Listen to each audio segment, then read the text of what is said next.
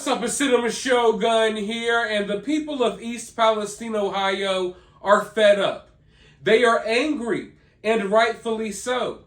They are demanding answers. And listen, I know a lot of people are kind of black-pilled right now. When it comes to society as a whole, people are losing faith.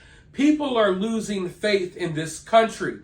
People are losing faith in their fellow neighbors and their ability to take a stand to a lot of the stuff that we are seeing happen in today's world.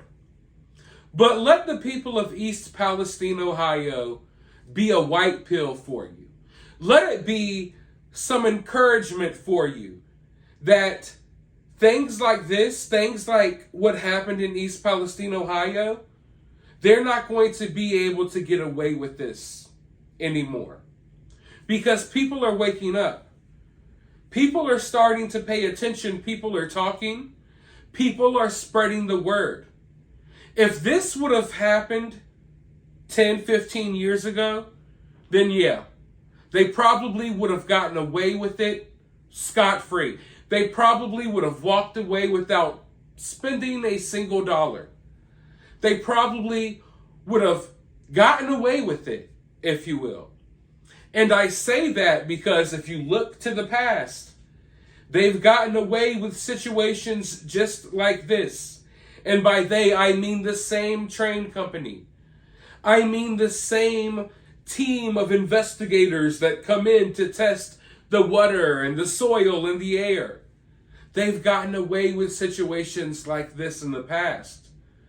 But I think due to the power of the internet, due to the fact that now people are really, they're really skeptical about a lot of the stuff that's going on. Don't get me wrong, we are still surrounded by a lot of sheep who seem to not have a clue that something weird is happening here. And when I say something weird is happening here, I don't just mean this train derailment. I just mean life in general.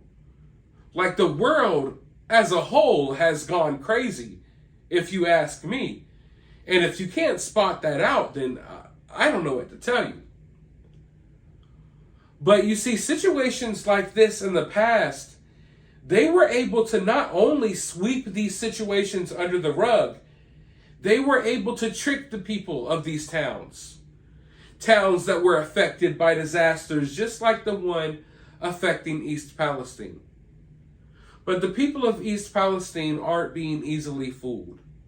And they aren't being easily silenced.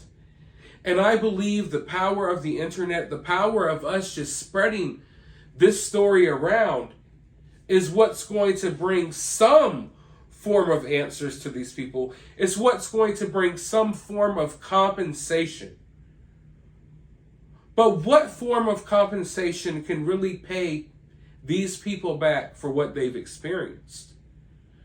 They've not only lost the values of their homes are worthless now.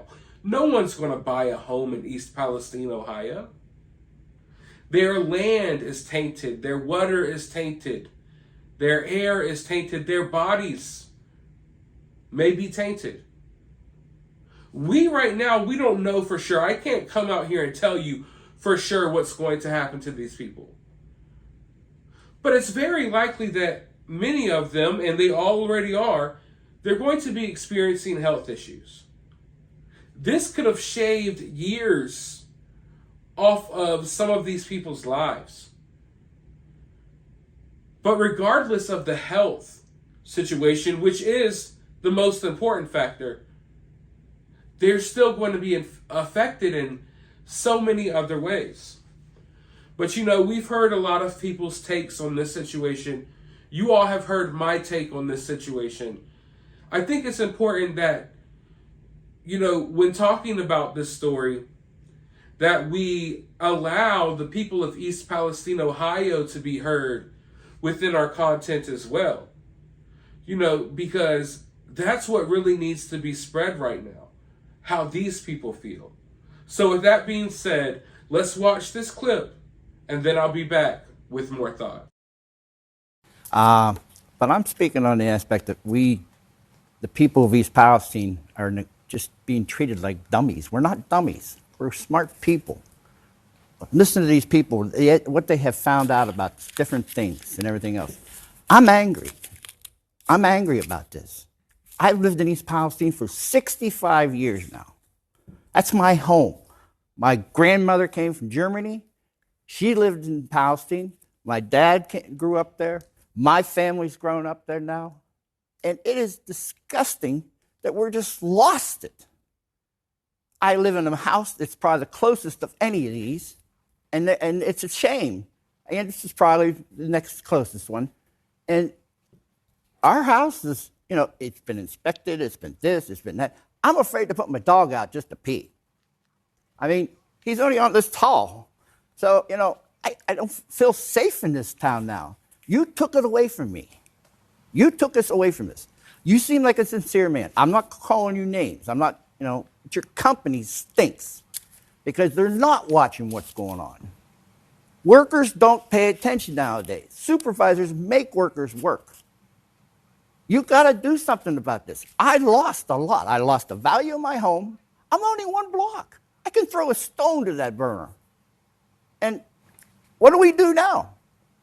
I come back from Chicago 4 days. I was in Chicago for 4 days. I came home the other day. I put the garage door up. We pulled in the garage, got out of the car, put the garage door down. As soon as we got out of that car, the smell came back to us right away. Instant headache. I'm 65 years old, a diabetic, AFib heart disease, everything. Now, did you shorten my life now? I want to retire and enjoy it. How are we going to enjoy it? You burned me. We were going to sell our house. Our value went poof. Do I mow the grass? Can I plant tomatoes next summer? What can I do? I'm afraid to. And it's in the air. Every day I cough. A little cough here, a little cough there. I've never had that. I got rashes on my cheeks and all my arms from the derailment. I don't call it a derailment. I call it a disaster. It's Norfolk's disaster, not a train derailment. I'm an honest. I shoot from the hip, just like the governor just told us. I tell you the truth. You seem like a family man, a great guy and all, but you know what? Like I said, your company has to do something. How are you going to make it up to him, Mr. Shaw? How are you going to make it up to Jim Stewart and all the other families? Jim, thank you for those comments. I hear you. I'm terribly sorry that this has happened to this community. What I can do and what I will do is make it right. We're going to get the cleanup right. We're going to reimburse the citizens. We're going to invest in the long-term health of this community. I'm going to see this through, and we're going to be here. And we're going to work with these community leaders to help it thrive. I think you heard the mayor talk about, making this community even better. And that's what I'm picking up as I'm talking to community leaders and citizens. We're looking for ideas from the community on where we can help and things that we can do. Well, would you be willing to buy their houses? That's why we have somebody. Yeah. Will you buy them out of their houses at the property value so Jim can retire? That's making it right? Step up. I'm sorry. No, go ahead. I interrupted you. You're good. Jim wants to hear your answer. We're going to do what's right for this community. Well, that's what's right. But your derailment, did it change me now? It's made me an angry man. I'm a Christian. I love the Lord. But you've made me angry. And I don't want to be like that. I want you to respect me like I respect you right now. And like I said, I lost everything now. I worked hard. I'm still working. I'm my 44th year at my job. I wanted to get out. Now I'm just stuck. Do you see how uncomfortable he started looking when they asked him the question about paying the full value of these people's homes, compensating them the full value of what their homes would have been worth pre this disaster? He tried to dodge that question, for sure. He even was like, oh, no, you're interrupting. Go ahead. Like, no, we're not interrupting. They're not interrupting. They're eagerly waiting for your answer. But he tried to prolong the answer and then ultimately really dodged the question. He wouldn't say specifically that they're willing to do that. But, nothing short of that, in my opinion, is enough. And even that isn't really enough. But I mean, in the grand scheme of things, the best possible outcome for these people would be that they do pay them the full value of their homes. But that doesn't take away the fact that they are losing their home. Just because you get the full value of your house in dollar bills, that doesn't replace your home. A lot of these people, like this guy, he's been there his entire life. For generations, they've been there. It's an all-around messed up situation. But then, even when I think about them compensating them the full value of their homes, that would make me happy. I'm sure it would make them happy. And I hope that happens. But that even worries me as well. Because who's to say that in the future, they don't just start derailing trains in areas where they want to grab land? I don't think it's a big mystery. I don't think that it's a big mystery at this point that they want to take as much land as possible. You have people like Bill Gates buying up tons of farmland. You have these other big companies. You have foreign countries like China buying farmland, buying real estate in America. So make no mistake about it, I don't think they really want a lot of independent landowners. They want you to be more dependent on the government. If it was up to them, we would all be crammed into little cities. I don't think they like how spread out we are in America. I don't think they like that there are these rural areas that can be somewhat self-sufficient. They could really take care of themselves. These farmlands across America, they are what makes this country run. They're the reason why you can go into the store and you have cabbage and you have carrots and you have orange juice. You know what I mean?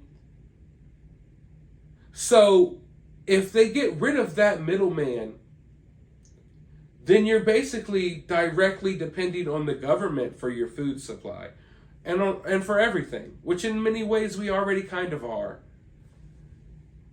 But I'm worried that, let's say they want land in the future and the owners of this farmland or the owners of this residential area, they don't want to sell their homes. They don't want to sell their land. Who's to say that they don't just stage little crazy events in these areas to force you out of your homes, give you some money, and force you to move to a big city where you get mugged on your way to Starbucks in the morning? You know what I mean? That scares me. Because I view everything at this point as a slippery slope. Because it seems like everything in today's world, everything in today's society, everything in today's culture has become this slippery slope. Where you accept one thing, like you give someone an inch and then they take a mile. It happens with almost everything in today's world. So I'm scared about that as well. But at the very least, I'm hoping that these people get taken care of. But that won't ever make the situation disappear. But let me know your thoughts about this down in the comments below. While you're down there, hit the thumbs up button, hit the subscribe button, ring that notification bell, and I'll talk to you all in the next video.